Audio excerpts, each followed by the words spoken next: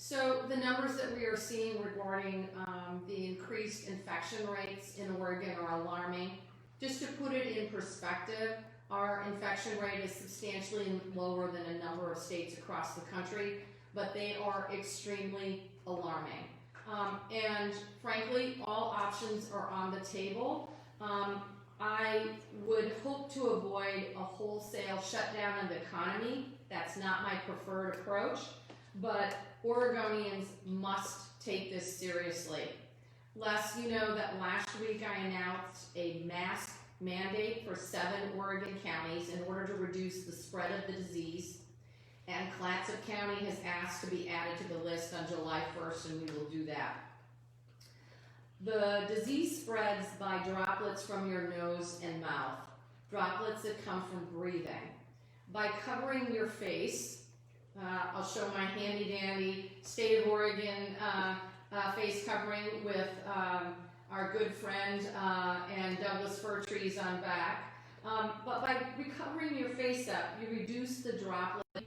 The public needs to take this very seriously. And so today, Les, I am announcing new guidelines from Oregon OSHA for how businesses should be enforcing this mask mandate and their rights to turn away customers who refuse to comply with this public health order.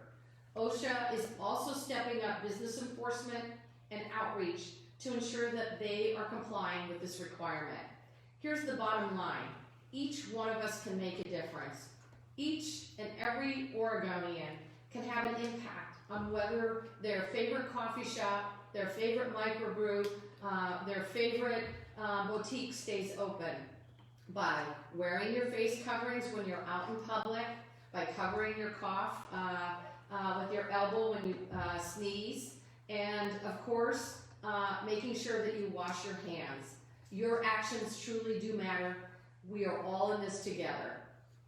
You've mandated masks in 7 counties. What holds you back from mandating masks across the state, given what's happening?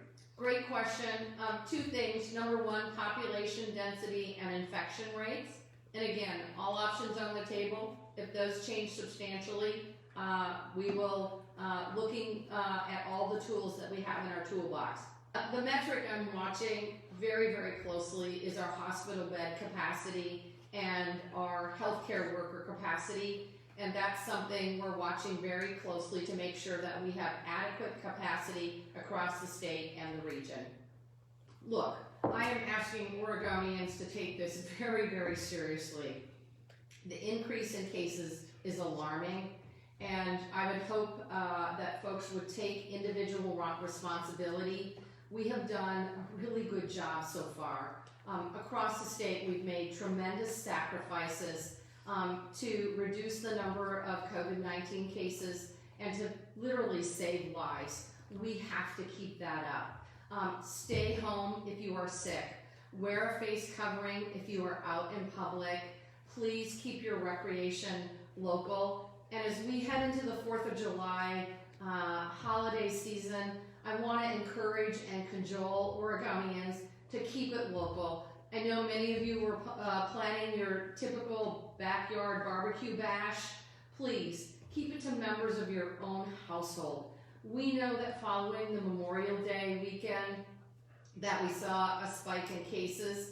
If we continue on this path, we will need to start buttoning down the economy. I don't want to do that. That's not my preferred approach. I want us all to participate. I want us all to take responsibilities for our actions, to be safe, to be kind, to be thoughtful of your neighbors and your community members and all Oregonians.